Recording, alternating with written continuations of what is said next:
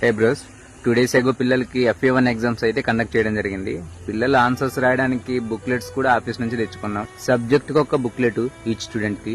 మా స్కూల్లో మొత్తం 38 మంది పిల్లలు ఉంటారు. ఫస్ట్ సెకండ్ వాళ్ళకి EVS ఉండదు కాబట్టి మొత్తము 140 బుక్లెట్స్ ఉంటాయి. మా స్కూల్లో స్టాఫ్ నేను ఒక్కనే ఆ 140 బుక్లెట్స్ లో ఎగ్జామ్ రాయించాలి. 140 క్వశ్చన్ పేపర్స్ ని కరెక్షన్ చేయాలి అండ్ 140 బుక్లెట్స్ ని కూడా కరెక్షన్ చేయాలి. కరెక్షన్ చేయగా వచ్చిన మార్కుల్ని PMR అండ్ CMR రిజిస్టర్ లో ఎంటర్ చేయాలి. ఎంటర్ చేసిన మార్కుల్ని తిరిగి ఆన్లైన్ చేయాలి. ఆన్లైన్ చేసిన మార్కుల్ని ప్రోగ్రెస్ కార్డ్ లో రాయాల్సి ఉంటది. నేను ఒక్కనే.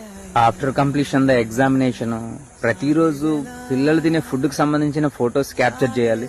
స్టూడెంట్ అటెండెన్స్, ఆయా అటెండెన్స్, టీచర్ అటెండెన్స్ క్యాప్చర్ చేయాలి. మంత్లీ ఒకసారి పేరెంట్స్ తో మీటింగ్ కండక్ట్ చేయాలి. హ్యాండ్ బుక్స్ రాయాలి. ప్రతిరోజు ప్రతి సబ్జెక్ట్ కి MDM రిజిస్టర్స్ కూడా రాయాలి.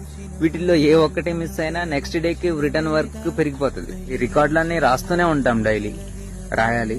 ఎందుకంటే జీతం తీసుకుంటున్నాం కదా, రాస్తూనే ఉంటాం. ఒకవేళ మేము ఏదైనా మర్చిపోయిన మండల్ లెవెల్లో టీము ఫాలో అప్ చేస్తూనే ఉంటారు. ఆన్లైన్ వర్క్ ఏదైనా మిస్ అయినా గానీ. టీచర్స్ అండ్ టీచింగ్ ప్రొఫెషన్ మీద కొంతమంది ఒపీనియన్ ఎలా ఉంటదంటే, మీ టీచర్స్ కి అంత కష్టమే ఉంటది, ఎప్పుడు కూర్చొని పాఠాలు చెప్పడమే కదా. హానెస్ట్ గా చెప్పాలంటే టీచింగ్ కి మాకుండే టైం చాలా తక్కువ. ఆ షార్ట్ టైం లోనే రికార్డ్స్ రాసుకోవాలి, పిల్లలకి క్లాసులు చెప్పాలి, ఆన్లైన్ వర్కులు కూడా చూసుకోవాలి.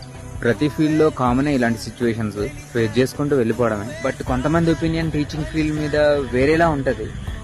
మీకు కనబడేది వేరు, అక్కడ జరుగుతుంది వేరు. మా కష్టం మీకు కనబడదు, మేము కూర్చున్న సిట్టింగ్ పొజిషన్ మాత్రమే కనబడుతుంది.